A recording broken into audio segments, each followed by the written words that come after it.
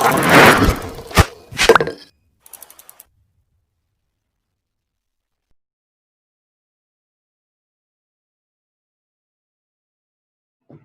morning, everyone.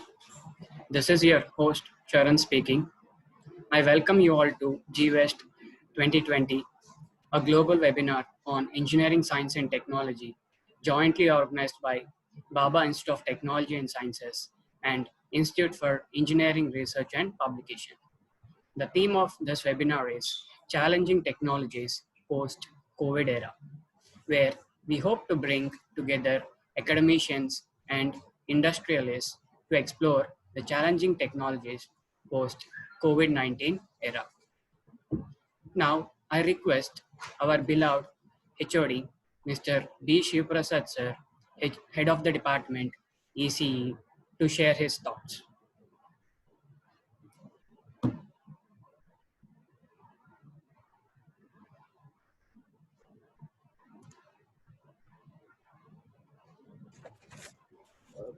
Thank you, Charan. Good morning to today's EC Technical Session Chair, Dr. P.V. Kishore sir, Co-Chair Dr. Ramidi Prasad sir. Welcome to webinar. So I thank all management, principal of BITS Vizag, for the opportunity given to me organizing this technical session. So thank you all. Have a great day and all the best to all the show your and enable your video and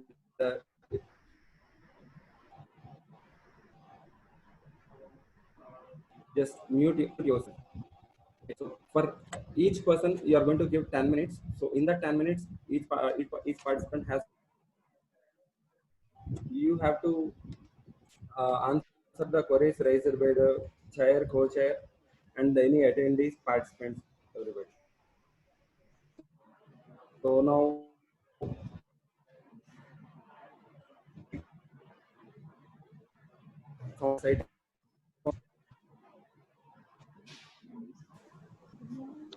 Good morning to everyone, and today I'm here to introduce the chairperson for this session, Dr. P.V. Kishore, Professor and Chairperson of Biomechanics and Vision Computing Research Center, Machine Learning, KL University, and Andhra Pradesh. He is having 18 years experience in teaching field, and he has done his Doctor of Philosophy in Image and Video Processing from Andhra University.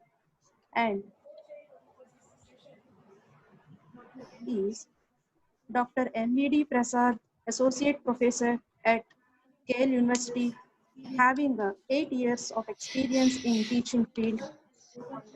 Thank you, sir, for both of you being in this part of the event. Thank you.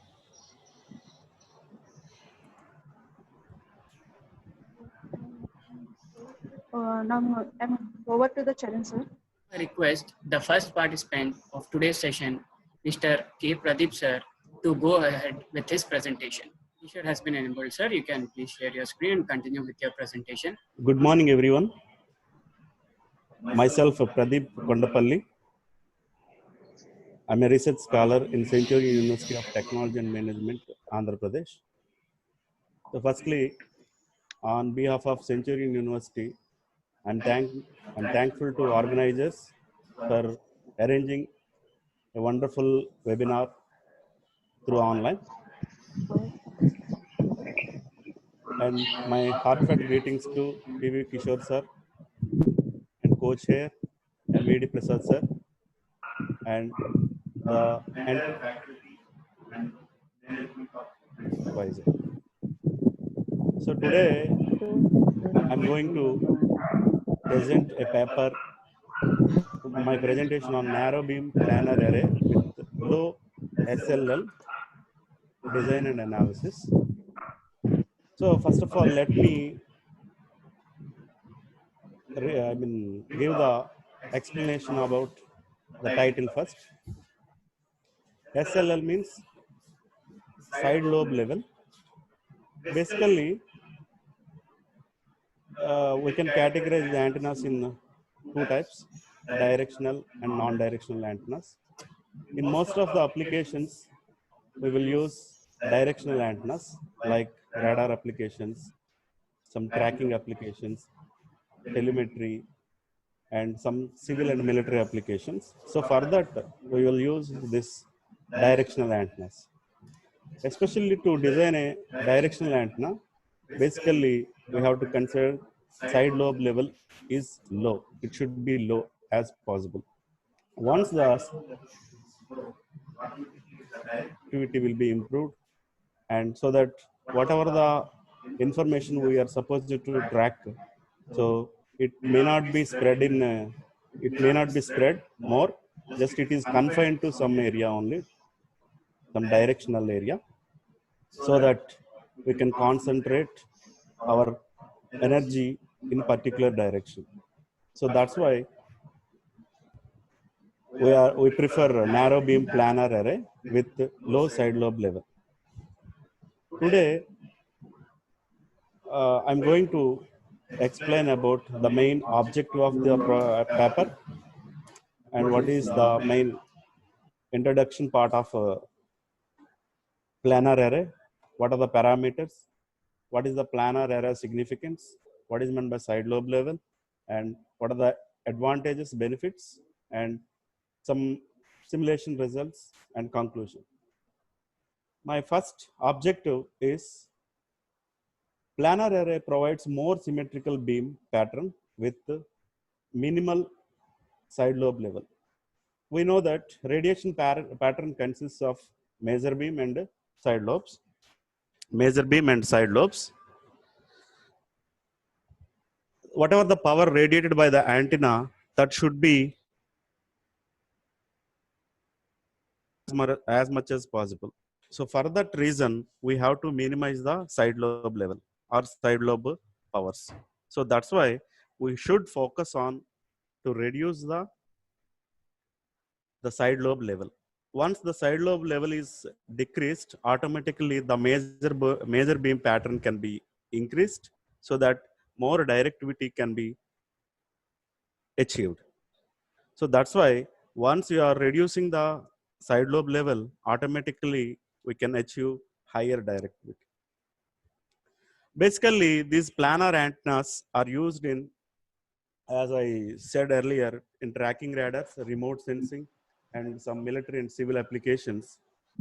So in order to design this planar array, basically planar array is a versatile device.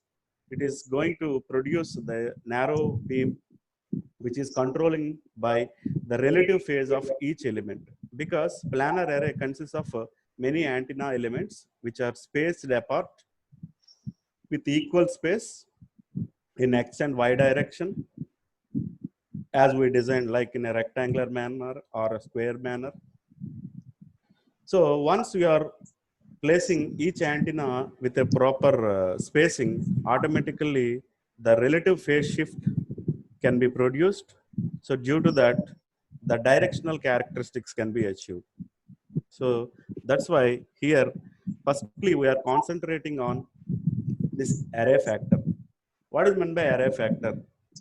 Array is nothing but a group of elements which consists of many antennas which are placed in a proper arrangement, so that the proper phase shift, so means the current distribution must be similar, and moreover the main advantage of, so that is, of course there are non-symmetrical patterns also there, but in most situations we will prefer this symmetrical beam pattern. Basically, we are in this paper I am concentrating to improve the directivity, main directivity. So for that, I have designed my antenna with a proper geometry which is capable of producing relative phase shift. So this is the array factor relation. In this, some phase elements are there, and theta represents elevation angle, phi represents azimuthal angle, and E theta represents the electric field distribution. So we are summing the E theta 1 and E theta 2, E theta 3, and so on, so that we will get the E theta in a proper direction. Basically, for every antenna, there are some certain important parameters are there, like gain, directivity, beam width. Likewise, if for this array antenna, I'm focusing on narrow beam width. Once the narrow beam width is there, automatically the directivity will be improved, automatically gain can also be improved, so that we can nullify the we can nullify the losses. So especially this can be used for this narrow beam, what it's called, and tracking applications. Suppose we want to track any targets like missiles, so we can easily navigate by using this narrow beam width. So in this geometry of construction of planar array, basically it consists of both the elements, like active elements and parasitic elements. So basically active elements in the sense we are using some power supplies, and the active elements, and the parasitic elements means the dependents. So in this geometry, if you can observe the pattern diagram, geometry of a planar antenna, each element is spaced apart with equal spacing. We are exciting each element with a proper feeding mechanism. If we are exciting each element in a proper way, so that we can have a symmetrical pattern distribution. So here the x-axis and y-axis, we are placing the antenna in xy coordinate, and the electric field distribution in z direction. So this is the geometry. And moreover, the one more parameter, the important antenna parameter is, we can reducing the sensitivity of the receiver. What is the receiver sensitivity? Is nothing but, if you are reducing the sensitivity, automatically the withstand power of the more with if for example more power can be received by the receiver, it feels some burden. So that's why we can reduce the sensitivity of the receiver. If you are reducing the sensitivity of the power, automatically the receiver can withstand for high power. So that is the advantage of this parameter. And the main advantages: transmission fidelity, spectral efficiency, and resolution of the beam. What is meant by transmission fidelity? Transmission fidelity is nothing but, it is the capability of reproducing the original signal. For example, from remote area, we are sending the information. So that information must be received at the end. So that is nothing but the fidelity.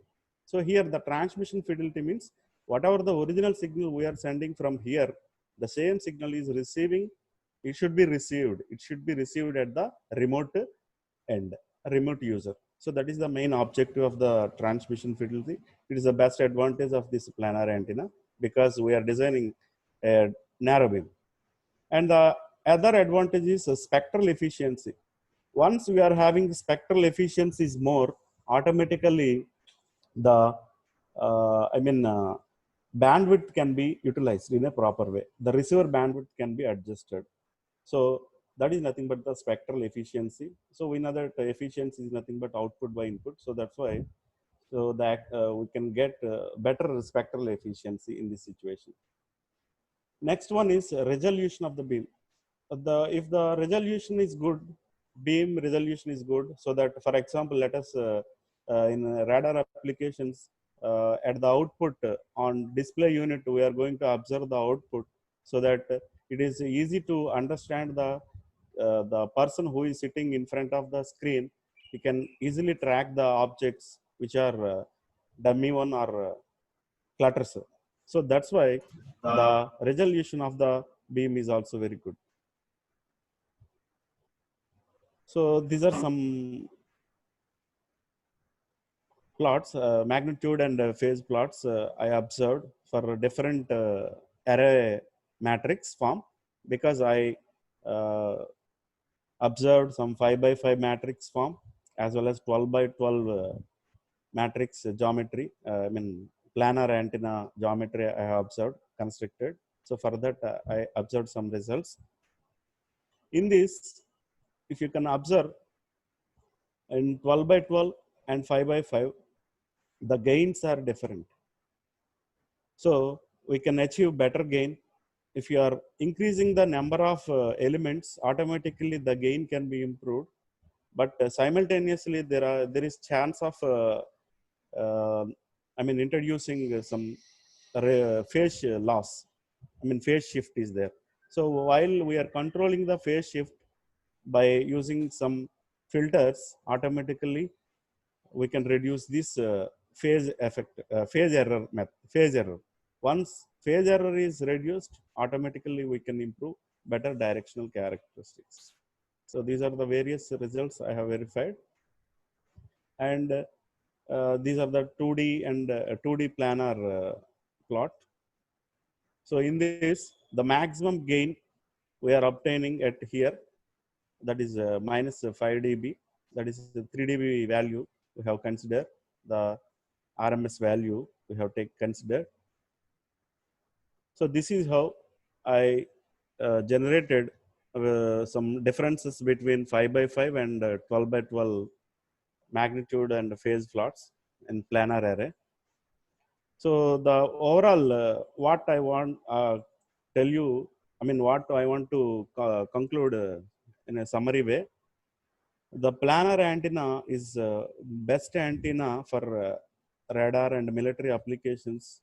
But as you are keeping many elements, so there may be chance of some phased distortion. But once you are maintaining the internal parameters like parasitic array, I mean parasitic elements, automatically phase shift can be nullified, so that we can achieve better gain as well as directional characteristics. So this is the work just I focused on planar antenna design. So once I reduced this side lobe power, automatically the better characteristics or better antenna design I can achieve. So this is some analysis I have done. So this is up to my presentation. Thank you for the BITS Vizag management and college for giving me this opportunity. Thank you for the organizers. Thank you, sir. Queries? If you ask any queries, please ask me, sir. Thank you, Pradeep sir. Thank you for your wonderful presentation. Now I request the participants and chair and co-chair, if they have any queries, please go ahead with the queries.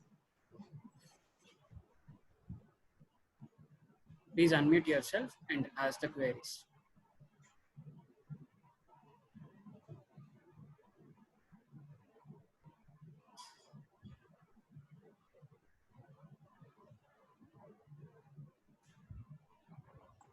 Hello, Pradeep sir.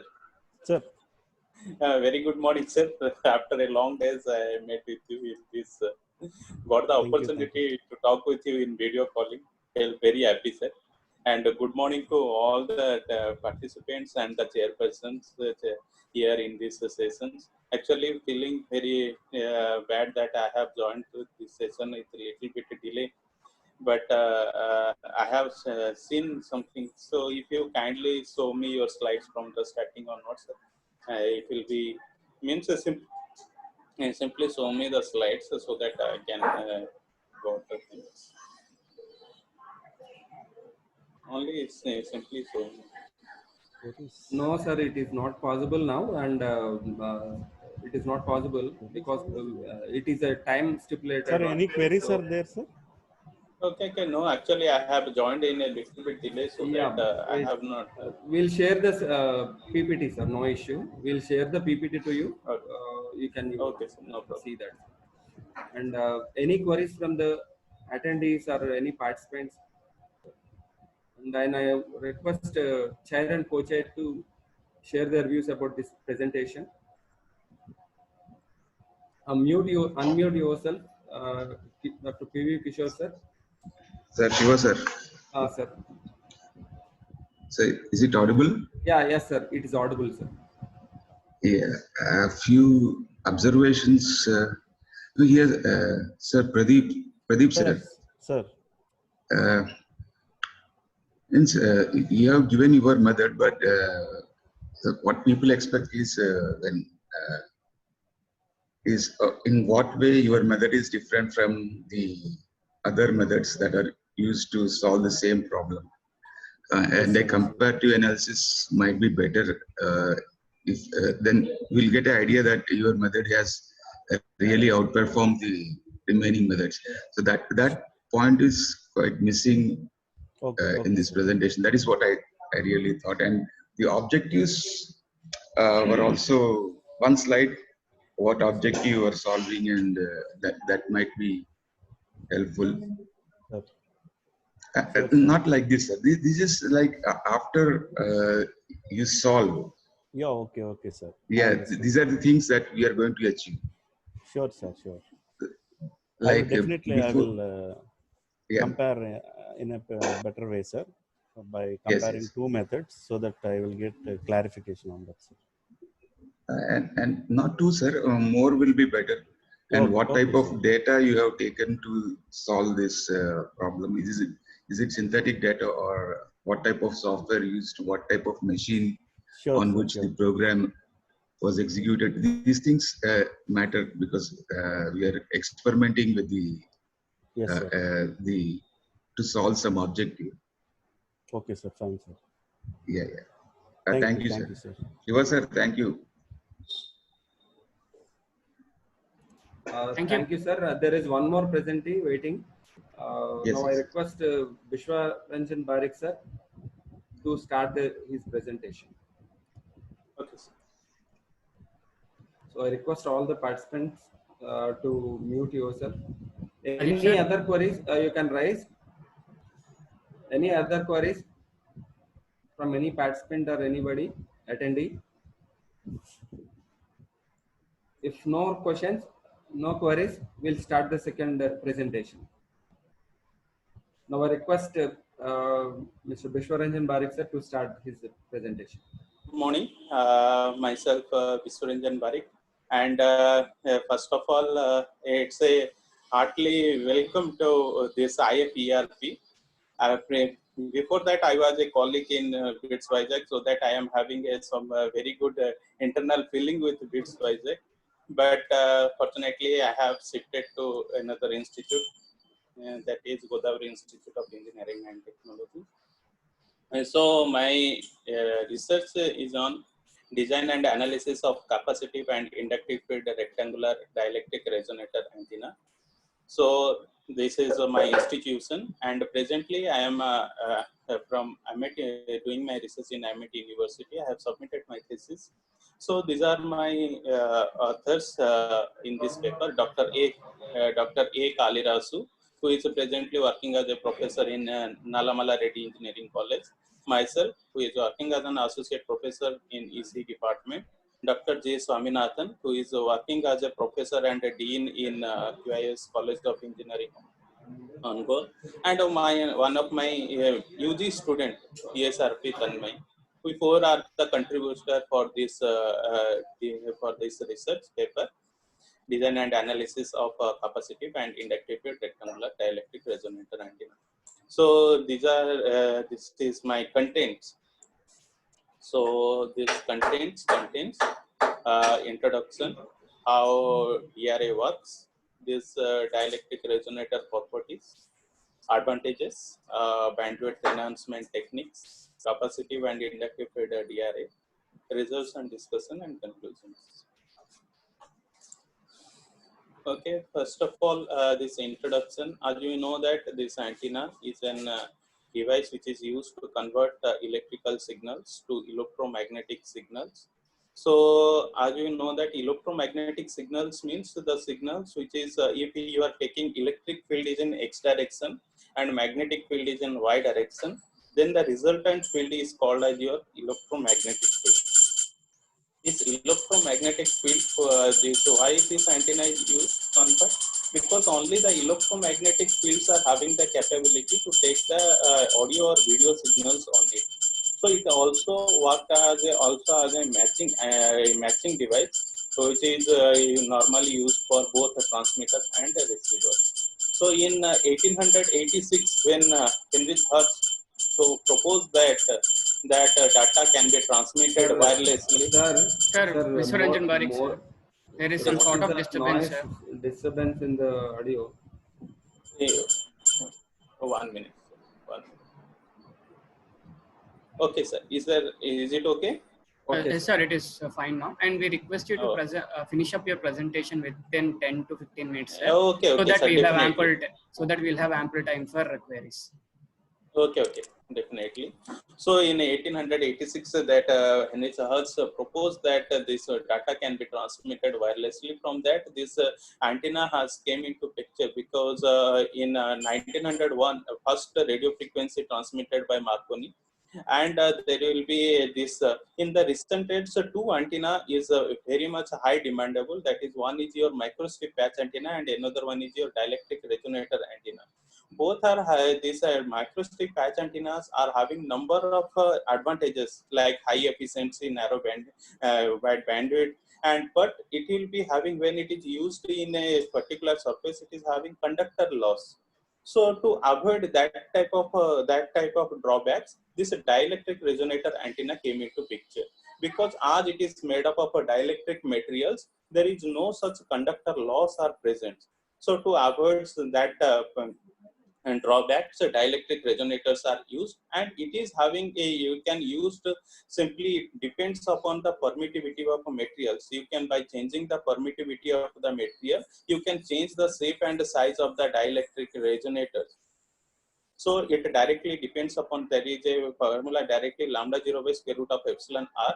So by changing the permittivity of the material, you can change the shape of the dielectric. These are the some of the dielectric resonator shapes. You can take any rectangular, hemispherical, cylindrical. These are the number of shapes. But rectangular dielectric antenna is the most important, which is having used in nowadays. So this how DRA works. So normally, as it, when this dielectric resonator kept in an open environment with proper excitation, acts as an antenna named as a dielectric resonator antenna. When radio waves are introduced inside dielectric resonator materials through the transmitter circuits, radio waves are bounced back and forth between the resonator walls, forming the standing waves. The walls are partially transparent, which allow the radio waves to radiate into the space. So this is the particularly the basic that funda of this DRA or antenna, dielectric resonator working principles. So these are some of the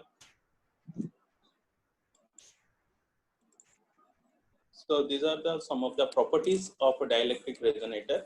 A dielectric resonator is an electronic component that exhibits resonance at number of frequency, especially at microwave and millimeter wave bands. It generally consists of bunch of ceramics with low dissipation factors and offers high noise performance and frequency stability compared to other resonators, and used for high frequency generation.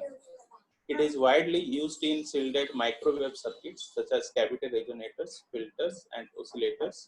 Dielectric resonator kept inside a material cavity offers high quality factor, and when used as an input or output stage of the tuned circuit, it works as an dielectric resonator oscillator. When dielectric resonators are used as an antenna, it named as dielectric resonator antenna. So basically, the dielectric resonator antenna came from this dielectric resonator, or you can say that when dielectric resonator used as an antenna, it called as dielectric resonator antenna.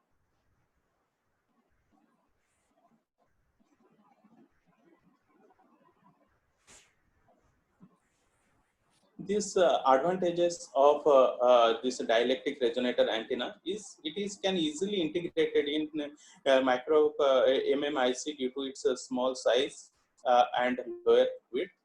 DRA is made up of low-less microwave dielectric materials and have very low dielectric loss. It has no conductor or surface wave loss compared to other conventional antenna. It does not have any frequency derived with a temperature variation and a temperature stable microwave dielectric materials. It offers larger effective aperture and high radiation efficiency. It can be excited by various speeds such as probes, slots, microstrip lines, dielectric image guides, coplanar lines, and waveguides slots. So there are different types of enhancement, bandwidth enhancement techniques are there. Here I am used only some four techniques which you can use for improving the bandwidth. So these are the single DRA, where normally if you will use high permittivity material, its bandwidth is very less. But if you will use a single DRA, then its a bandwidth will be improved. Similarly, if you will be normally a single dielectric, if you will use, its efficiency is very less. But whenever you are using the parasitic DRA, so that will be number of parasitic elements you will use, then its a bandwidth will be improved to 17%. So which will be previously showing 10%. If you will use parasitic DRA, then its bandwidth is improving 17%. Here high percentage bandwidth if you will use a low permittivity, high permittivity material. But if you will use a single DRA, then its permittivity will improve to 10%. Multi-segment DRA, here you can see that there are two segments are there. In that lower layer you are using low permittivity material, and upper layer you are using a higher permittivity material, so that if you will use such type of segments, then its permittive bandwidth is also this. And normally if this there will be gap present between a dielector and a ground plane, then also its enhancement bandwidth will be enhanced. These are the some of the authors they have proposed. These are the enhancement techniques which I have present. I have put it in my reference sections. There are number of things are there in bandwidth enhancement techniques in the recent trend, but I have used this foremost for in this enhancement techniques there. So there is this is the most useful things which I have got from the a book. This is on cited 7. So from this you can easily get that frequency of a particular dielectric resonator antenna. What is the resonant frequency of a particular DRA? For example, if you are my concentration is on a rectangular DRA. If you will take a concentration of a rectangular DRA, then this length will be D, this width will be A, and this height will be B.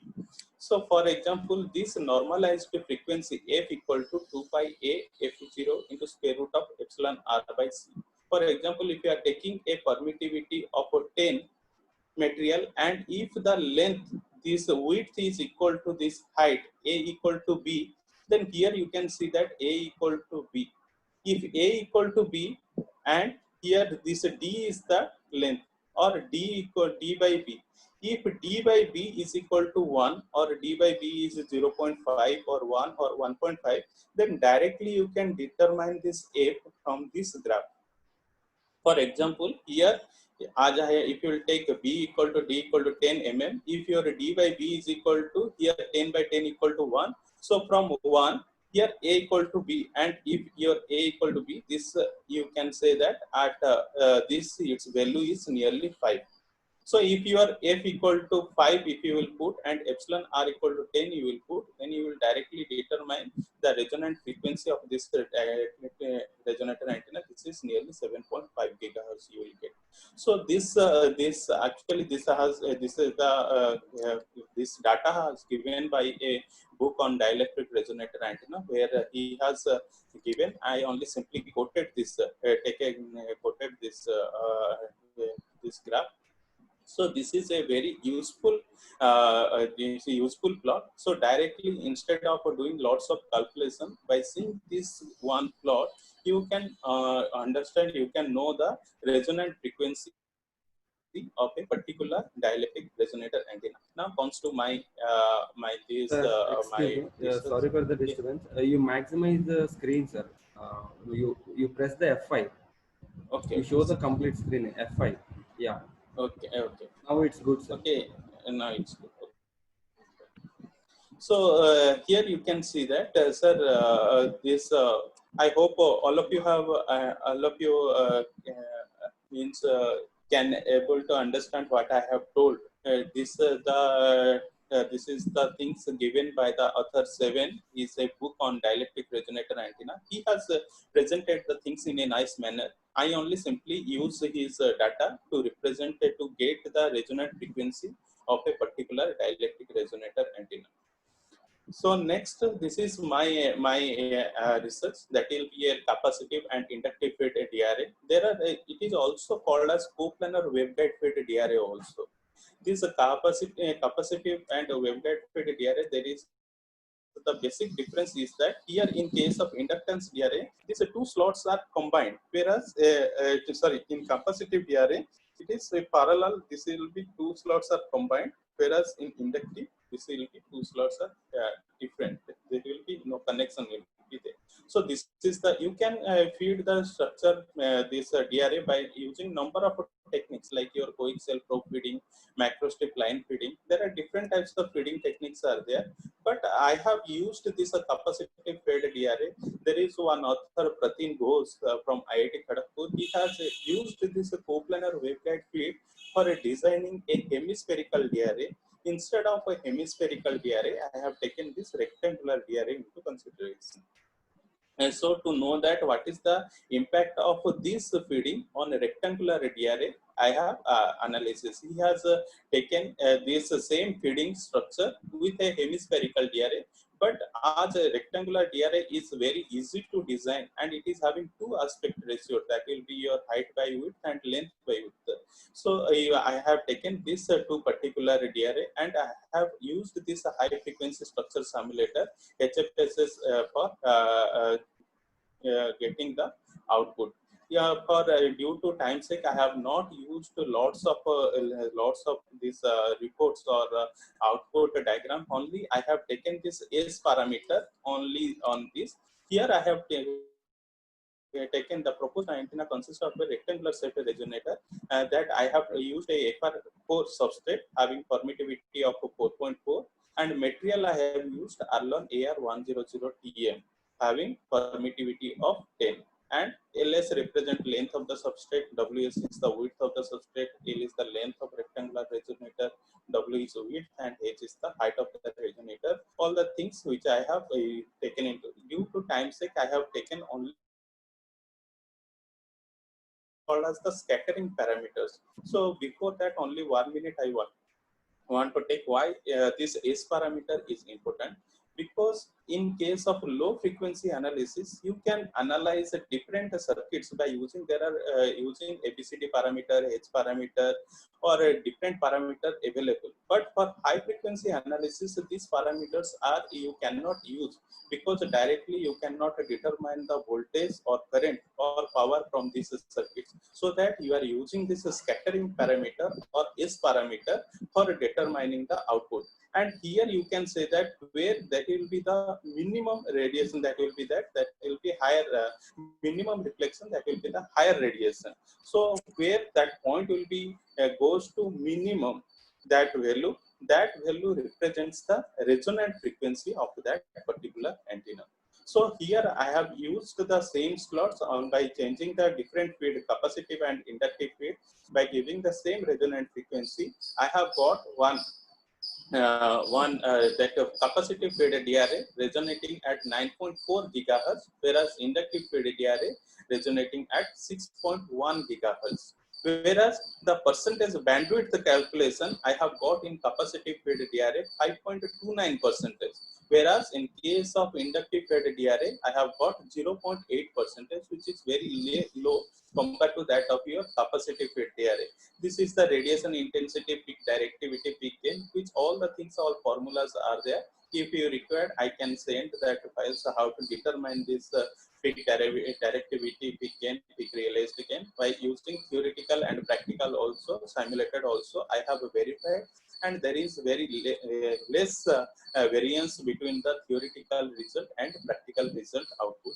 and this is the comparison of my capacitive and inductive field DRA, where I have shown that this quality factor of a capacitive field means that energy stored, as you know, that quality factor is the 2.2 energy stored by energy radiated. Higher the quality factor, that we can say that antenna will be good. And front to back ratio, that will be your energy radiated in the desired direction by energy radiated in the opposite direction. So you can say that capacitive field DRA, this front to back ratio and quality factor is less compared to that of your inductive field DRA, but its bandwidth of a capacitive field DRA is higher than that of your inductive field DRA. So if you want to take a bandwidth, a good bandwidth DRA, then you can take a capacitive field DRA into consideration. But if you want a good antenna which will be resonating at a particular direction, you are not required of a good bandwidth. At that case, you can use this inductive field DRA. So this is my conclusion. So where I have only used the high frequency structure simulator software. This is the 3D software.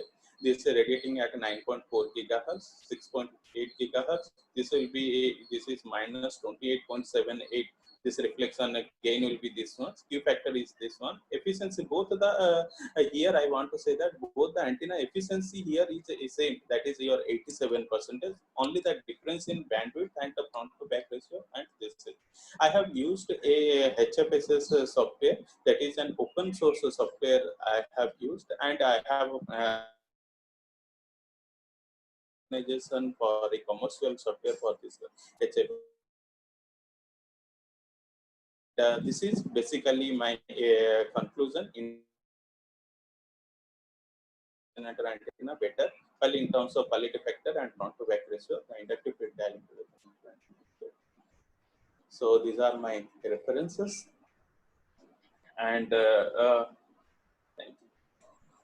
Thank you, sir. Thank you for your presentation.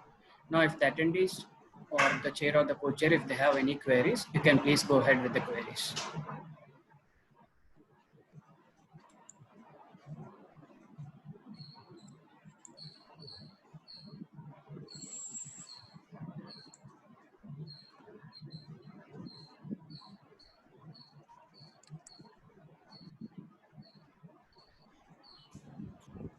If there are any queries, please unmute yourself and ask the queries.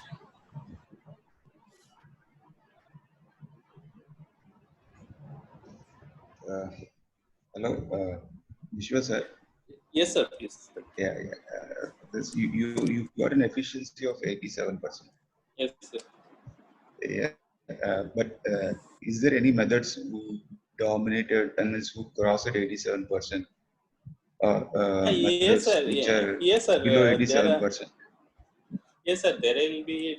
It depends upon the field techniques, sir. Actually, first of all, by using different field techniques, you can get a different efficiency. I have used this spoken or waveguide field, means a capacitive and inductive field. Instead of that, this microstrip line feed or coaxial feed, if you will use, you can get higher efficiency compared to this.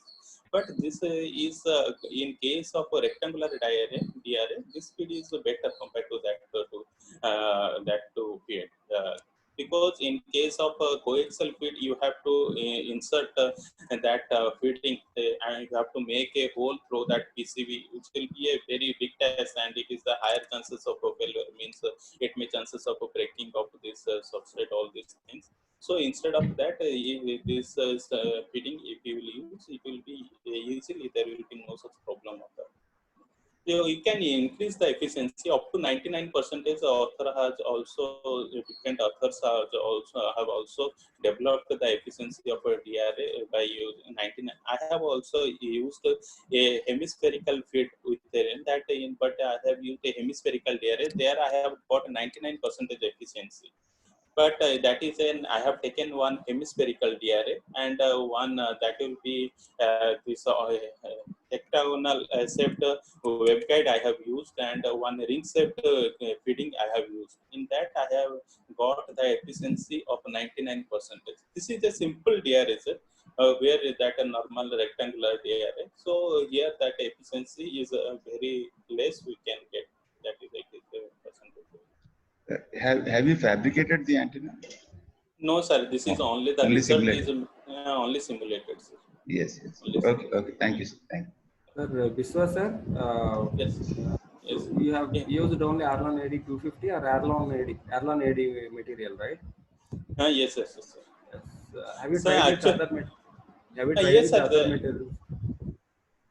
Sir, Tried with other actually, there materials is like I FR4? viewed. Yes, sir. FR4 is the substrate materials because this will be that dielectric material that it will be used normally very good efficiency if you use FR4. Instead No, of no, no, that, sir. you can. No, sir. My question is Mm, whether you have tried it or not. Like uh, yes, sir. Arlon AD. Yes, yes, yes, Okay. So by changing the material also we can change the efficiency and the other parameters, characteristic parameters are going to change definitely. yes, yes, yes. So you have taken this material so that it is showing the best results, or you have tried with this material only. No, no, sir. That the different materials are there. I have tried with this material. You have not tested Uh, the other materials. I have not tested with other materials, but I have read a literature on this dielectric resonator. They have used nearly 20 to 25 in that material, which material efficiency is high, which material efficiency is low. They have in a given manner. They have. I have not cited that particular book, but that book has a very good presented nicely that. How that different means materials you will use to how the efficiency will improve. Due to lack of time, I have not cited that particular book, but that book is a dielectric resonator, and these are the maybe the Chinese present the things very nicely. And if you will go through that book, then you can understand these things very clearly. Sir. Thank you, sir. Any queries from the other participants, attendees? Any queries? If there are any queries, please go ahead with your queries. We are almost at the end of this session. Since there are no queries, I would request our HOD sir, Mr. B. Shiv Prasad sir, to give his vote of thanks. Thank you, Charan. And first of all, I would like to thank today's participants, uh, Mr. K. Pradeep Garu from Century University and Vishwaranjan Barik sir from KITE. Thank you for presenting your technical papers. And I thank today's chair, Dr. P.V. Kishore sir, and co-chair, Dr. Amidi Prasad sir, both from KL University. Thank you for sending your thank wonderful opportunity given to us for organizing this one. And I thank our principal sir, Dr. C.V. Gopinath Garu, for making this event possible today. And I thank all the organizing team, ECE, for making this event successful today. And I thank all the participants for patiently listening and getting. I thought you are going to get a few, at least few points about the antennas and all. And I thank Charan for hosting the event, and thank you all.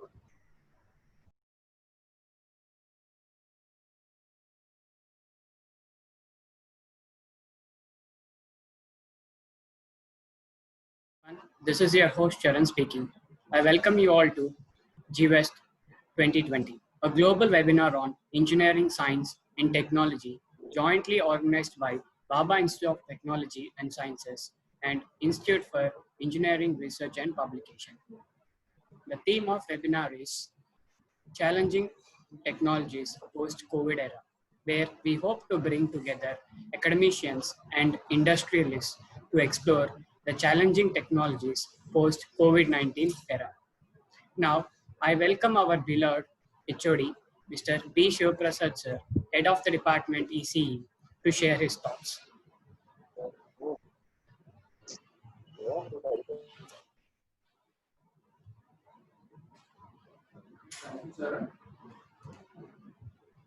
Good morning to today's EC technical session. Chair Dr. BTP Madhav sir. Co-chair Dr. E. Kiran Kumar sir. To one and all. I thank the management, principal of BITS Vizag for the opportunity given to me for organizing the ECU technical session. And thank you all for joining this technical session. So we have only one technical session now, and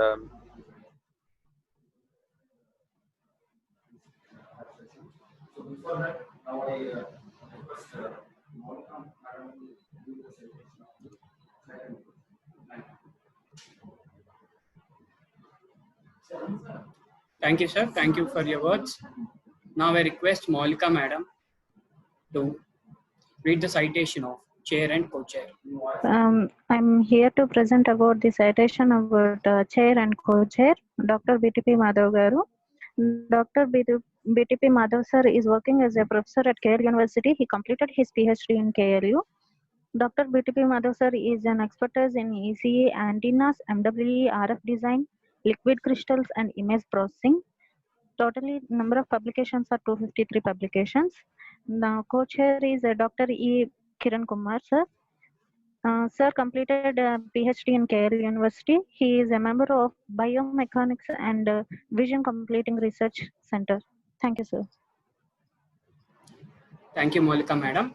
Now I request our participant, Mrs. Bhagishri madam, to start her presentation. Good morning to everyone. The main motivation for selecting antenna as a topic in this presentation, as we are in the world of communication, the communication became the basic need in our lives. In communication, a vital role is actually played by the antenna. Antennas are actually designed keeping in mind the medium of communication and data being communicated. There are some parameters that can say that the antenna chosen will be able to work efficiently at any taken way of communication. So hence these factors of antenna are the motivations for selecting antenna as a topic in this presentation. Entitled with Design and Performance Analysis of Log Periodic Array Antenna with dipole elements and microstrip patch antenna elements for wireless applications. In this paper, the performance improvement and lightweight design of log periodic array antenna is proposed with two elements, dipole elements and microstrip patch antenna elements, which are suitable for commercial applications like mobile or wireless communication, radio broadcasting, providing Wi-Fi channels, satellite, and missile applications. These antennas are actually designed using a scaling factor of 0.85. In this work, the proposed log periodic array antenna the dipole elements and microstrip patch antenna elements are designed which consists of 21 elements. Initially, the work started from 7 elements to 21 elements. And these all elements are operated over a frequency range starting from 0.01 GHz to 10 GHz. These analyses are carried out by using two substrates, copper and FR4 epoxy. Simulations are obtained by using ANSYS HFSS 19 software. There are many kinds of antennas existing, but the reason behind choosing log periodic array antenna in this presentation is for communication link and data transmission at higher rates, wider bandwidth is required with high gain and directivity. These make necessary for designing a wideband antenna. Log periodic array antenna provides better gain and directivity along with the wideband. Log periodic array antenna is a multi-element directional antenna. The length, spacing of the elements of the log periodic antenna increases logarithmically from one end to the other end. If you observe the pictorial diagram, you can see the elements are arranged in a log periodic manner. This allows the antenna to be operated consistently over a large range of frequencies. Log periodic antenna is capable to operate on many different frequencies, so considered as a frequency independent antenna. So in this presentation, I have designed two antennas, one with considering dipole elements and other with microstrip patch antenna elements. Dipole elements are arranged in a log periodic manner. Similarly, another antenna is designed in the same log periodic manner. If you observe here, dipole elements, current media transmission systems are actually inclined towards antennas which are having more extensive data transfer capacity with omnidirectional attributes and smaller measurements. In this way, dipole elements or dipole antennas are extremely well-known contender for the uniform omnidirectional scope, sensible pickup, and generally low assembly cost.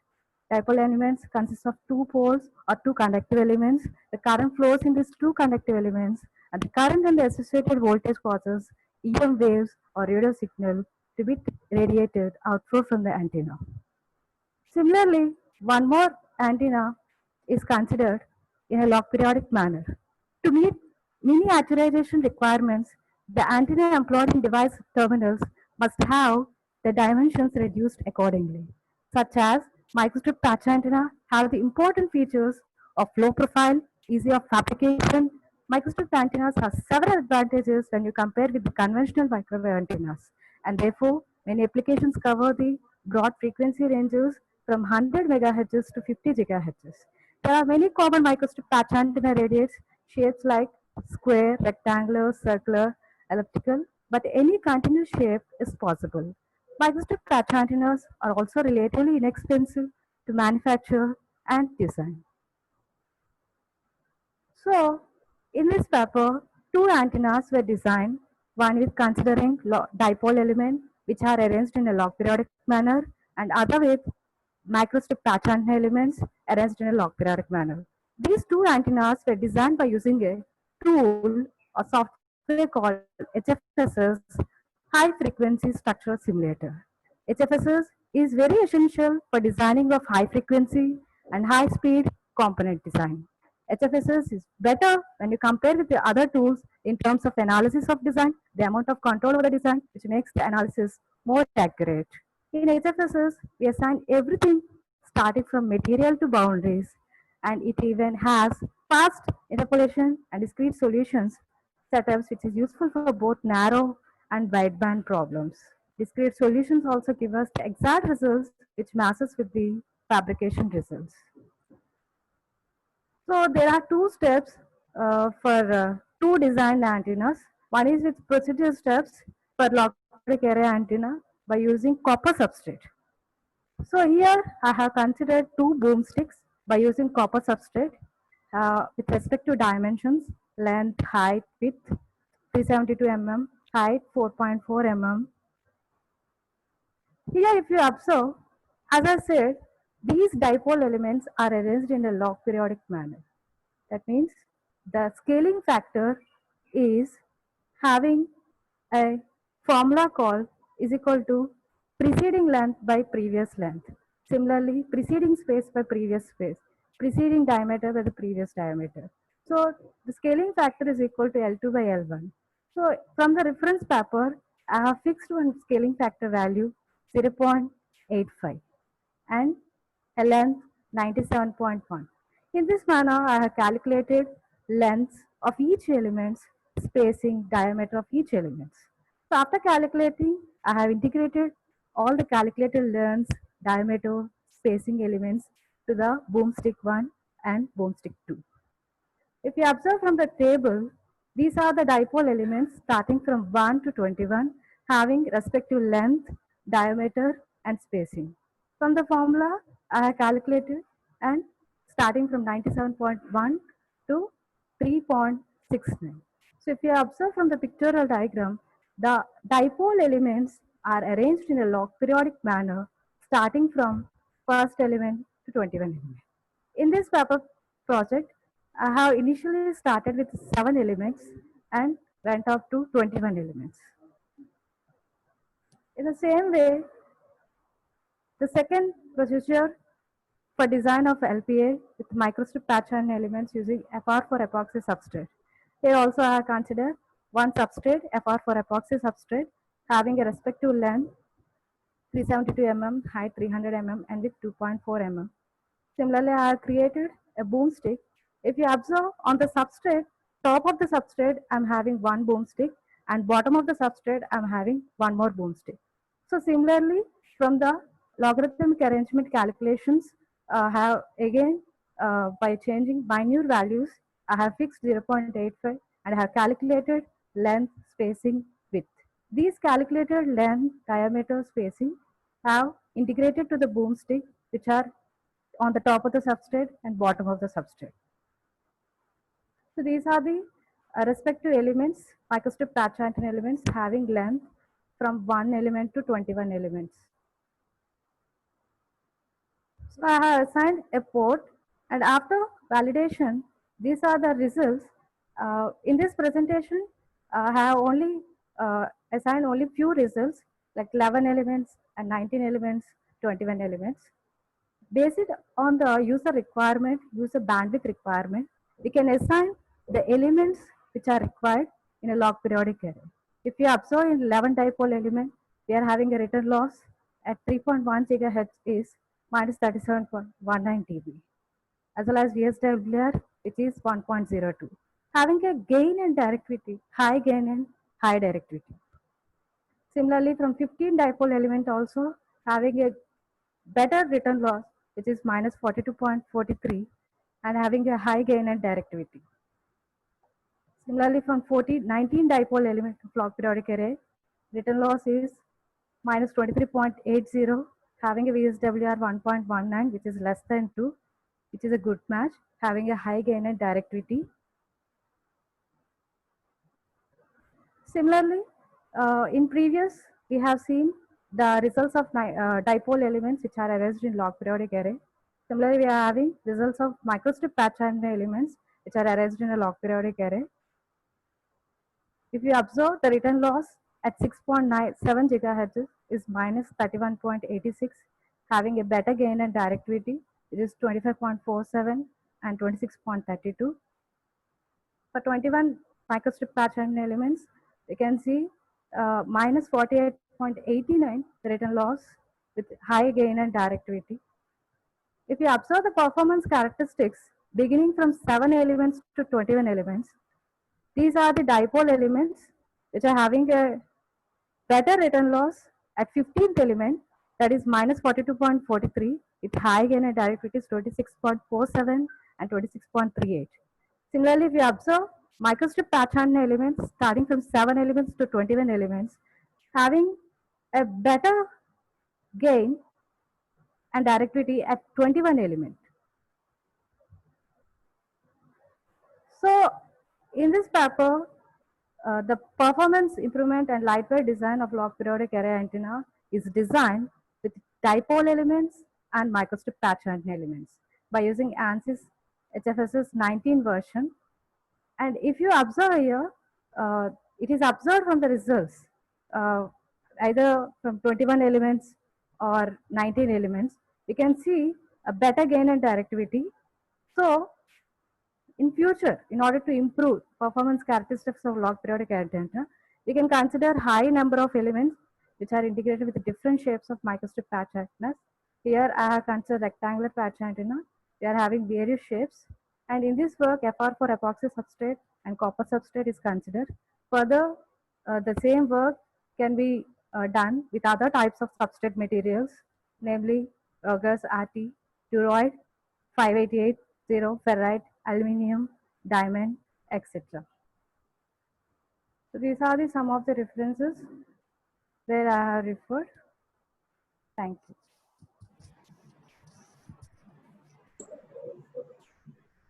Thank you, madam. Thank you for your presentation.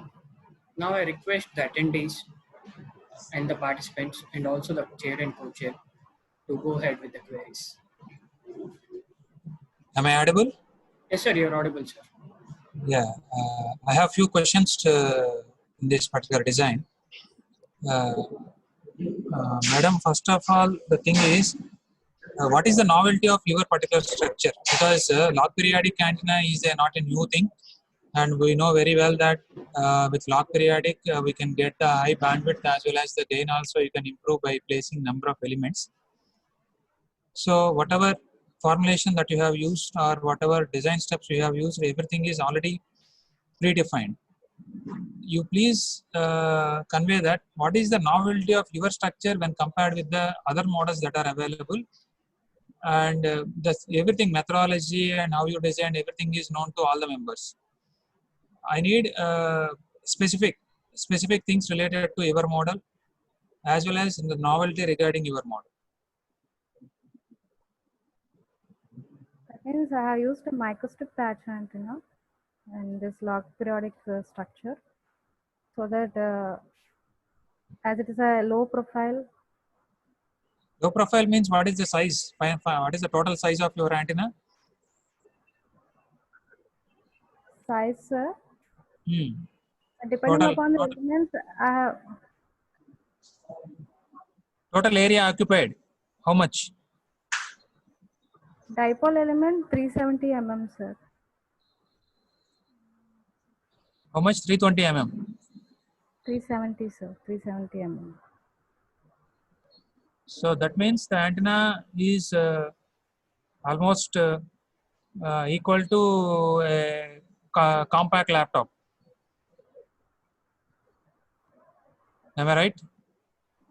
I haven't done the fabrication, only I have simulated. No, I'm not asking. I'm not asking about the fabrication. The model, whatever you have designed, that you cannot claim as a compact, because compact means if you done that particular thing within 50 mm or 40 mm size, or 40 mm by 40 mm or 50 mm by 50 mm, if that model, if that log periodic model comes in that size, then we will accept that is a compact model. But it is coming around 30 centimeter by 30 centimeter length size.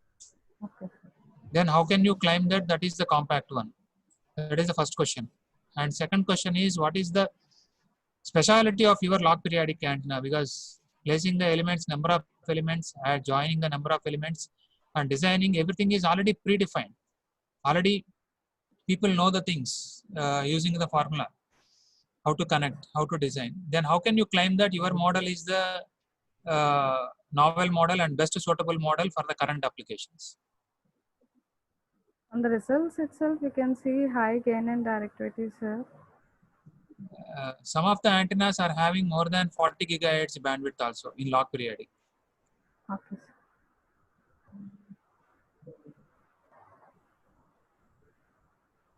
Have you done the fabrication? No, sir, I haven't done. Okay. Okay, if anyone are having any doubts, they can ask. From my side, those are the questions. Anybody want ask any other questions? Any attendees, participants? Participants can raise your queries. Any queries? Kiran sir? Any queries, sir? Unmute yourself, sir. No, sir, no questions from my side. Okay. Thank you. Anybody other attendees, participants? Charan, proceed. Since there are no queries, we will move ahead with the session. Now I request Mr. K. Pradeep sir to give the vote of thanks. Before I will proceed with the vote of thanks, just I'm asking BTP Madhav sir, please give suggestions, because we are all freshers in this antenna area. So on what way we proceed, such type of complications will come? The first and foremost thing is when you are designing a particular antenna model, first you have to look into the application part. So where you are going to apply this particular model, that is the first thing. For example, if you are placing that in the Wi-Fi modules, or if you are placing in a laptop, you are placing in a small compact device, then the model, whatever model that you are choosing, that should be fitted in that particular. So you have to choose not the log periodic, not the other kind of spiral kind of antennas, or Vivaldi type of antennas you should not choose. So whenever you have no problem with the size, and whatever the size it is having, that is okay for you, then you go with these kind of models. And whenever you claim that you are going to design for a compact devices and the compact communication modules, so other than this, you have to choose the remaining models. So many other models are there, sorted models are there, and you can use the electron EBG structures you can use, and you can use the metamaterial structures to bring that much of bandwidth as well as that much of gain, whatever you are expecting. By using these models, whatever the model that you have chosen, if you use these kind of models, then obviously the size will be high. Okay, so my suggestion is so many varieties of models are there. You can go with the fractals, you can go with the slotted models, you can go with the EBGs, you can go with the metamaterials. And if the bandwidth is not a, if the gain is not a problem to you, if you want to switch from one frequency to another frequency or polarization or so any kind of beam switching kind of things, you can go with the recon Pulte also. But first of all, what is the application where you are going to place the antenna model, and what is the application once you fix, then automatically which type of antenna you have to choose, you will automatically get the information. So my suggestion is first fix the application, choose the model, make it compact by using the methods, and use some optimization algorithms to optimize the performance of the antenna. Then you fabricate the antenna, test the antenna, then only you realize that this antenna model, whatever you simulated, that is exactly matching with the measurement, and you can in the real time you can apply that particular model. And anytime if you have any doubts, you can contact me through my mail, or anybody who are working in that particular area, and get the things with their expertise and proceed. Thank you. Thank you, sir. Thank you, sir. Thank you, Madhav sir, for your valuable inputs. Now, I would request Mr. K. Pradeep sir to go ahead with the vote of thanks.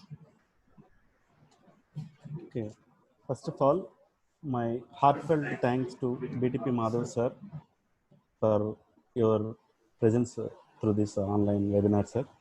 So really, we are very much blessed with your presence in this webinar, sir, because your session is valuable as a researchers as well as who are working in this particular antennas area. Really, we are very much you joined in this webinar. Thank you for your presence, sir. And a special thanks to Dr. E. Kiran Kumar, sir. Irrespective of your BITS Vizag, we are very much thankful to you, sir. And my special thanks to all the participants who joined from various colleges and other universities. So in future also, BITS Vizag is going to organize such a wonderful programs. So we hope you associate with this such type of online webinars. On behalf of BITS Vizag principal, management, and staff, we are very much thankful to all the participants and attendees. And my special thanks to the college management for providing wonderful platform for us to organize such a wonderful webinar, ZWest. Thank you very much. Thank you. Thanks for Thank you, sir. Thank you, BTP Madhav sir and Dr. Kiran Kumar sir. Thank you very much. Thank you all, and we'll end the session. Thank you.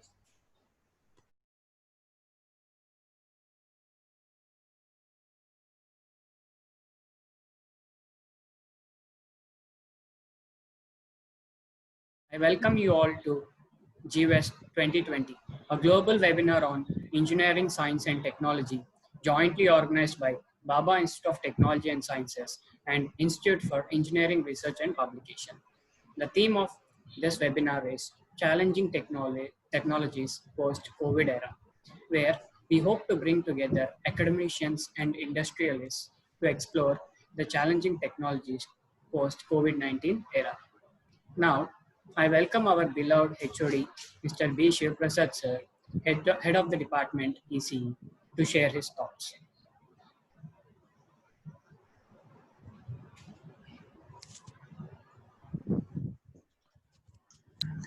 Thank you, Charan. Good afternoon, everybody. So I welcome you all for today's ECE technical session. I request everybody to mute yourself, please. I request everybody to mute yourself. Yeah, thank you. I request everybody to mute yourself. Thank you. I welcome you all for the ECE technical sessions. Now I welcome our today's chair, Dr. Surya Mubin Madam, and co-chair Dr. G. Anantarao sir. And I welcome all the participants, attendees, and other students. A warm welcome to one and all. I thank the management, principal, BITS Vizag for the opportunity given to me for organizing the ECE technical sessions. And thank you all. Have a great day. And now I request for Kavya to read the citation. A very good afternoon to everyone. I'm here to give the citation of our chair and co-chair. Our chair for today's session is Dr. Surya, Professor EC, R&D Coordinator EC at GMR Technical Campus, Hyderabad. She has completed her PhD in microwave antennas from EC with the specialization of smart antennas in the year 2017. She has a teaching experience of 13 years. Her research interests are radars, microwaves, communications, and antennas. Our co-chair for today's session is Dr. G. Anant Rao. Dr. G. Anant Rao, working as Senior Assistant Professor EC in GMR Institute of Technology, Rajam. He has done his PhD from KL University, Vijayawada. He has a teaching experience of 9 years post-MTech. Thank you. Thank you, Kavya madam. Now let us begin with the session. Now I request Glory Priscilla madam to start her presentation. Good afternoon, one and all. First of all, I would like to thank BITS College Management for giving me this opportunity to present the paper on VLSI architecture, and also thankful to Principal Gopinath sir and also HOD of ECE, Siv Prasad sir. I must thankful to you, sir. So this is VLSI architecture of hard decision Viterbi decoder. The content of this is introduction, error correcting codes, block diagram, trellis code modulation, results, and conclusion. While coming to the introduction part, in order to control the errors in noisy channel, Viterbi algorithm, which is most powerful tool for decoding the conventional codes. So this is Viterbi algorithm is most extreme possible algorithm for decoding the data and also message transmitted through the noisy channel. So while coming to the hardware implementation part, these implementation of Viterbi decoder by using the concept of pipelining, which reduces the critical path and also increases the through output of a design. This is my basic outcome of my project. And also Viterbi algorithm. Viterbi algorithm is error detection and also correcting code, which is used for satellite and also broad space communications, which is most effectively used. So these Viterbi algorithm concept is mostly used in decoding in Viterbi decoder for decoding the conventional codes. So these Viterbi decoder is most effectively works on the conventional codes, and also this gives the much better results in the block codes which are used in the conventional codes. 1 minute.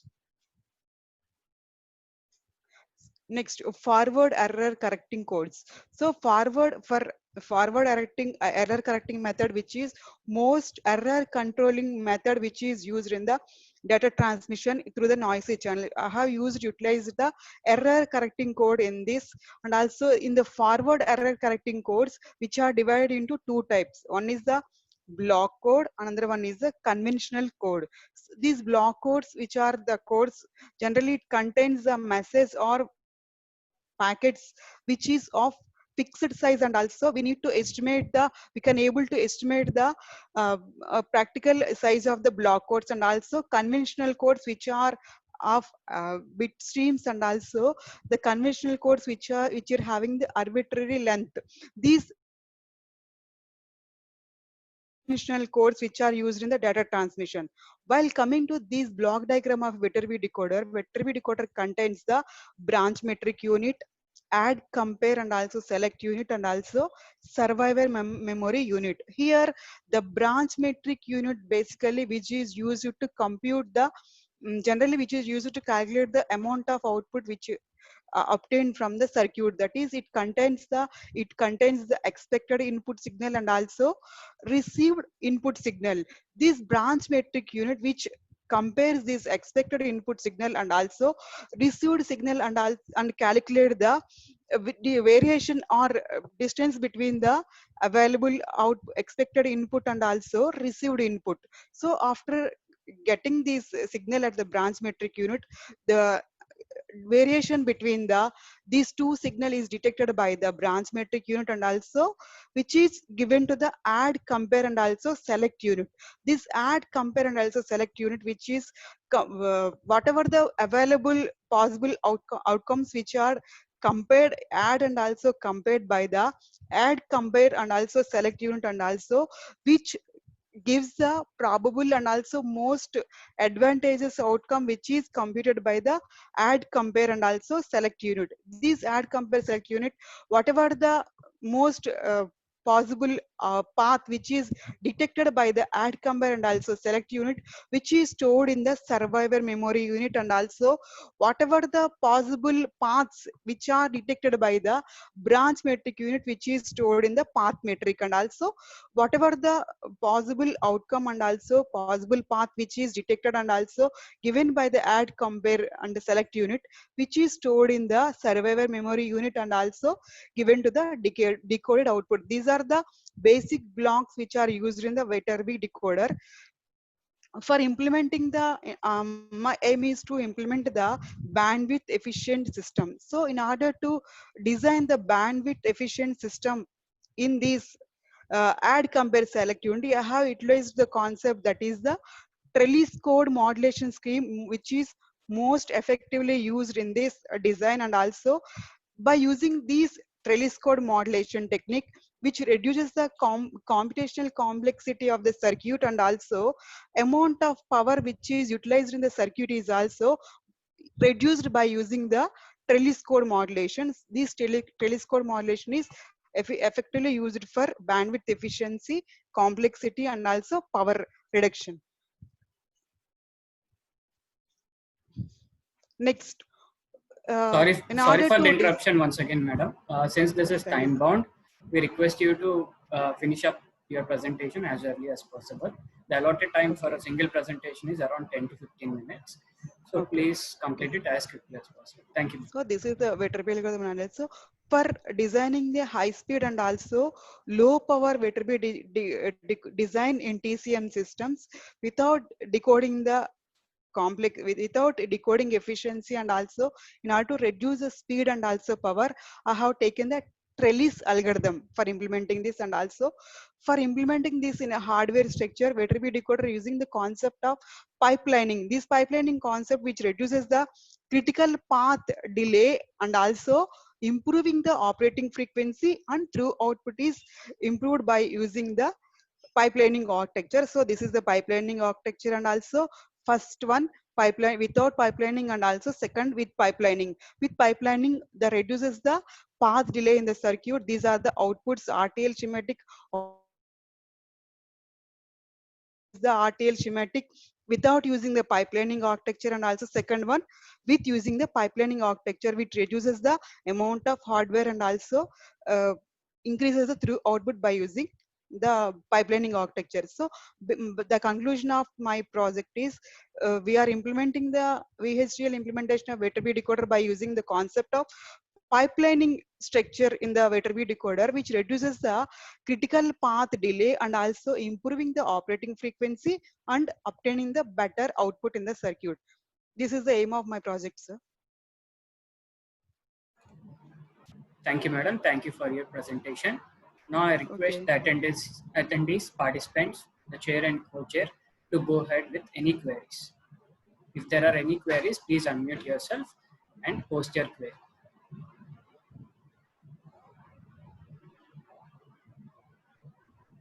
Hello. Hello. Madam, what is the maximum length of the sequence that can be decoded?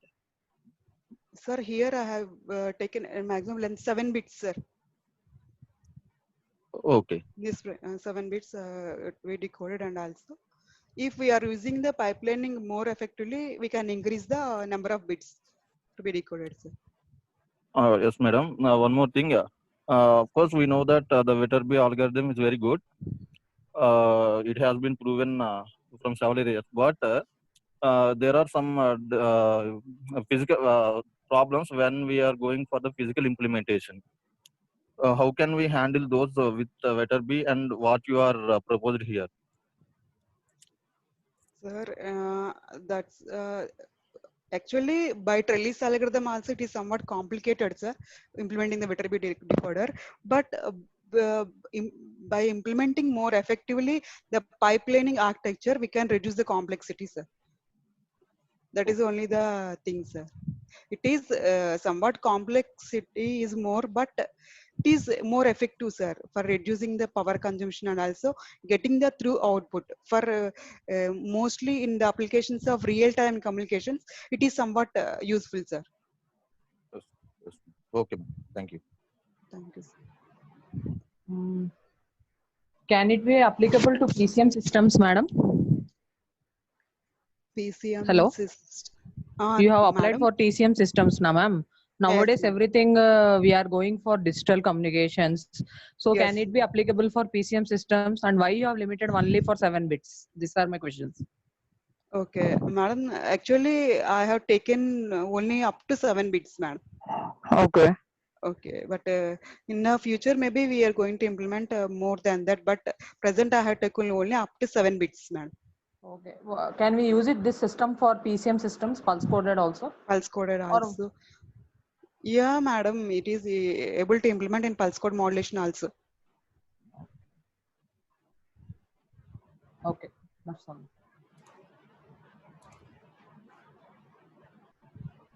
So any more queries? If there are any queries, please ask, or else we'll move to the next presentation. Any attendees can raise your query? Any attendee? Any participant? Thank you, madam. Thank you for your presentation. Thank you, sir. Thank you very much, sir. Now I request Professor Fani Srinivas sir to start his presentation. So good afternoon to all the expert team, and myself is Srinivas professor, and I'm working on the multidisciplinary. Coming to this topic, research topic, I'm doing broad on this, but in this presentation, I want to brief some important concepts, which is strictly pointing the practically oriented.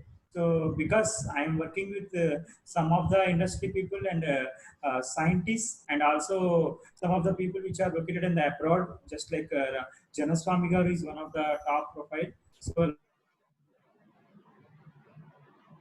on that, this is one of the modules, sir. Actually, this topic is one of the module. So, I want to present the key concepts. So, what is the practicality required present industry? So, what are the key concepts required for the present industry or the scientific research laboratory? What are the required? Based on the pointing to the wireless communication, especially in this. So, with all of your with your permission, definitely I will start the key concepts actually. So, this research is mainly pointing on the investigation of the wireless technologies. This research is on the wireless technologies, sir. So, the main aim of this research is focusing on the different types of wireless services. Today, the wireless communication is playing a key role. So, almost all the research areas, the wireless communication is key concept. Why I'm telling like that is because the reason is coming into the communication is linked. So because the actually I designed some concepts with the help of my scholars and students. We designed, we taken some Wi-Fi network actually practically in my organization. On that Wi-Fi network, what we done is practically it is a successful, of course. So we done a coding also, sir, actually. So we taken Wi-Fi network. Our aim is to enhance the bandwidth of that our organization Wi-Fi network.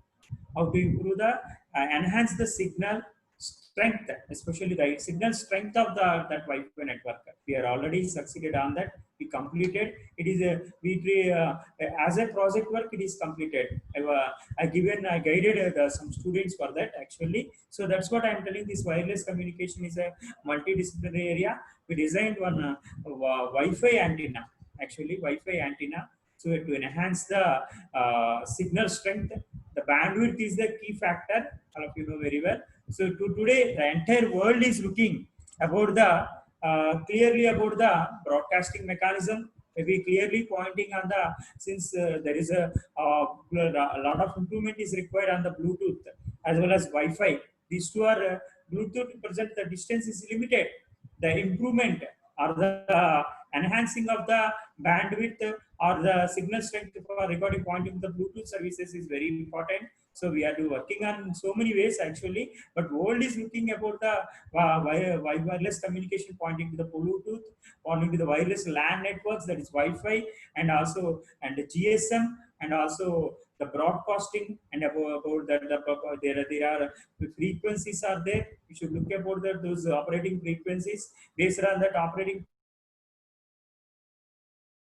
based on that, we should develop the methodologies based on that. And the main wireless communications, coming into the wireless communication, the main important one is transmitting, receiving voice data using electromagnetic waves in the open source. The information from sender to receiver is carried over a well-defined channel. The channel is also very key important factor here. Each channel has a fixed frequency, bandwidth, and capacity. That is called bit rate. Actually, each channel has a fixed frequency, bandwidth, and capacity. So the different channels can be transmit information in parallel and independently. So the different channels can be transmitted in parallel and independently. Sir, excuse me, Srinivas sir, can you share the PPT? You can share and explain. That's better. Yeah. Share and explain.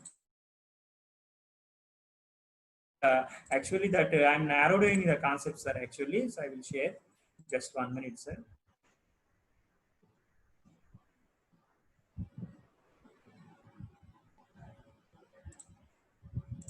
So where is that share option, sir? Share option will be there on the center, sir. Bottom center. Green color button. Share screen. Yes.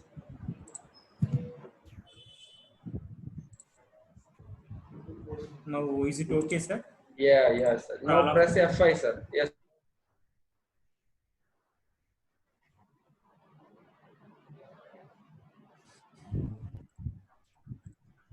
Or slideshow. Slideshow. I press slideshow. That button is some problem. From beginning, slideshow from beginning.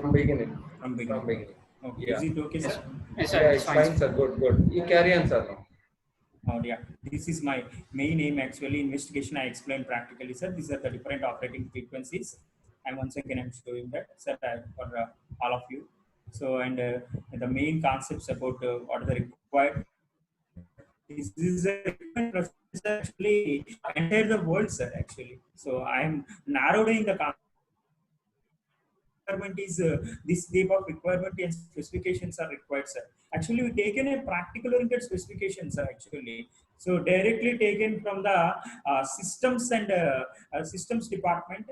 Those who are working constantly, especially pointing to an organization, those systems and technology department, we are taken a concepts already. We got a success on that. So recently, we done that, sir.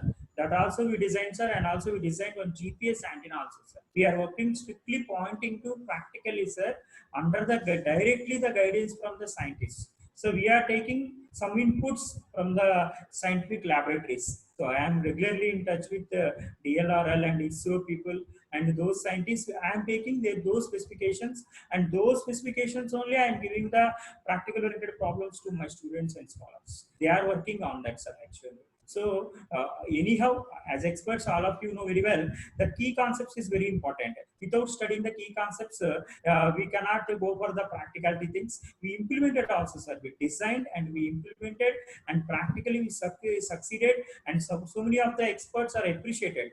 And we are doing the continuation projects of stalwarts, one of the stalwarts in the throughout the world. Just like Ramakrishna Janaswamy Garu is one of the stalwarts, sir. He's working at present at US. So he is giving some modules, sir. Like that, our directions and channels, strictly we are going on the practical oriented aspect, not ideally, sir. So I am training my scholars and students, first of all, on the conceptual oriented basis, because without concepts, they cannot design and implement. Regularly, we are taking the suggestions also, sir, from the experts. So what we are lagging on that, and what are the things we should have to implement. Like that, we are going in a practical path, sir. So, and also the wireless communication has we trace out some problems, but still problems are also there. The merits are also there in every system, you know very well. So the radio transmission system, the one expert is working on continuously. Totally, he is working on up to 32 years. He is approximately up to 32 years. He is working on the radio wave propagation, sir. Actually, completely only on this topic. We gathered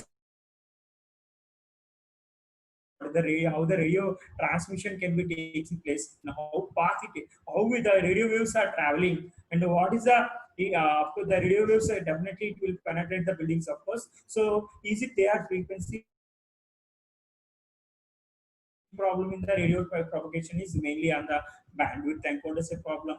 Some problems is in the we cannot access some sort of frequencies because of problems in the government license is not giving, and also that coming into the microwave transmission also the same thing. What is the main advantage is a longer distance communication, of course. Today the microwaves are playing very important role, and also that what are the obstacles for the microwaves? Weather is a problem, and also rain attenuation is a problem, and some problems also.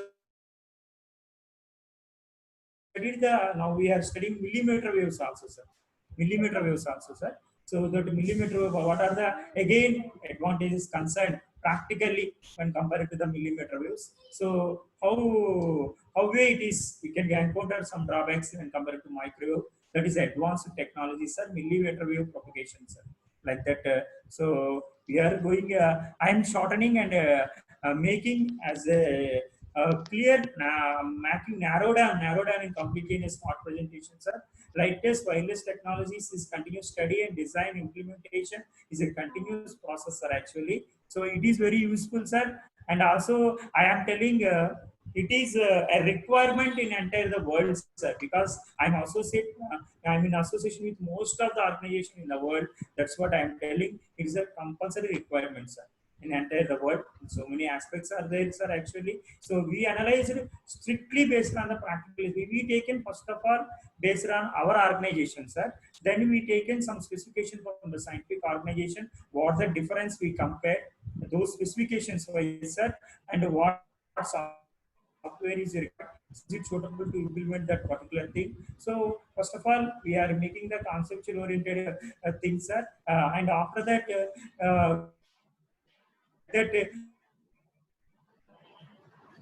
Out of this first my scholars or students will strictly study this one, sir, actually. So like that they will study the books also, sir, and on that textbooks clearly, and after that they will refer already existing project books also, sir.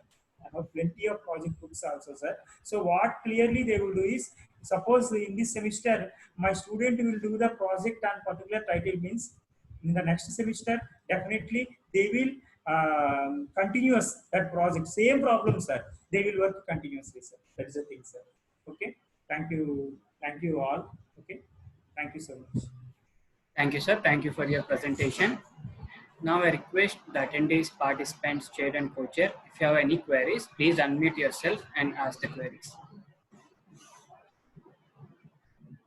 Sir, what are the modules you are manufacturing in your organization, sir? Is there any production modules?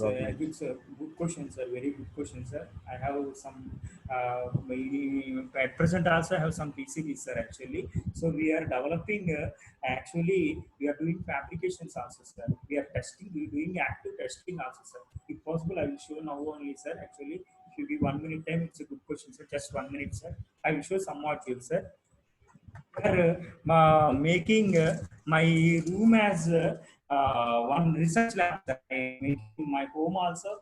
Like this, I have all my units are there in my room, sir. Actually, in my I think for the research, sir. Actually, I am using all the practical units, sir. Actually. So these type of things we developed, actually. So many modules. Where it is located, sir? Actually, sir? Where it is located, sir? You are from? Vijayawada, sir. Vijayawada. Vijayawada is nearly. college you are working, sir? I am working at in both. Present, I am working in both sectors, sir, industry as well as the one is in organization wise. Amritsar I am working, sir, and another ICT is organization is there, sir. On that I am working on industry basis, sir. It is industry, sir. Actually, Is Anacott chamber is available, sir, with you? Yeah, chamber is VNA. available. So what is sir? What is the VNA rate Sir, you have, sir? excuse me, sir. Excuse me, sir. sir. Actually, Chair Surya Madam is having another meeting. So please give her a chance to. Yeah. Okay. Questions. Good evening, sir, Srinivas sir. Okay, so so in the slides you told you are working on wireless communications for. So have you designed any network simulator for any frequency range or any nowadays wireless is for not limited to gigahertz. So experts are doing in industries also on terahertz. So have you designed any wireless communication to reach till terahertz? Very nice question, madam. Excellent question, madam. But the thing at present, I am working with students from the starting from low frequencies only, madam. But I came to the still now we are not at the high. We are trying to come, madam. Last in this sem we are trying to some sort of high frequency, madam. That's what I told, madam. We are continuously working on that. So not on the high frequencies, madam. Definitely we will reach within soon, madam. It's a very good question. Our target is also like that only. Yes, madam. Very good. Thank question, you, sir. Madam. Thank you. Anantarao, sir. Anantarao, sir. Sir, what you are presenting today is very good. I have one doubt, sir. Actually, when the capability of the system increases, we need some. The power consumption is also increased. How can we handle those power equipments? Yeah, it is a big task, sir. Very nice question, sir. Power handling capacity and this bit rate is a very difficult thing, sir. So for that, we are planning with the help of that Defense Research Laboratory. We taken some precautionaries and measurements, sir. Actually, most of the time I'm spending at Hyderabad also, sir. So on that, we taken some sort of measurements, sir. Actually, still we are trying to implement practically, sir. On that also. It's a good question, sir. It's a requirement on the practical also, sir. It's a requirement, sir, actually. Yes, sir. Good question, sir. Good question, sir. Any attendee, you can speak or you can raise your queries. Any other attendees, participants? If you have any doubts, Thank you so much in my side also, all of you. Wonderful organization, sir. Thank you, sir. Thank you very much. Thank you, Srinivas, sir. Thank you for answering all the queries. Since there are no any queries, we would like to end the session.